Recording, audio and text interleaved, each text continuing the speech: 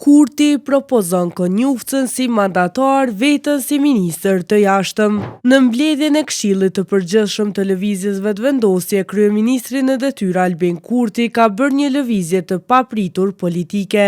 Ai ka propozuar Glauk Konjufcën si mandatar për formimin e qeverisë së re, ndërsa ka paralajmëruar që vetë do të marrë rolin e ministrit të punëve të jashtme.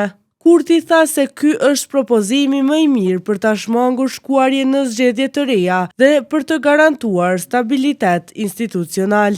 Në fjalimin e tij para mediave, Kurti deklaroi: "Pas diskutimeve të gjata me bashkëpunëtorët, si kryetari i Lëvizjes Vetëvendosje, propozoi që mandatin për formimin e qeverisë ja japim nënkryetarit, aktivistit, shokut e mikut tim, Glauk Konjufca. Vendimi final pritet të bëhet publik pas përfundimit të mbledhjes së Këshillit, ndërsa afati ligjor për mandatarin përfundon nesër."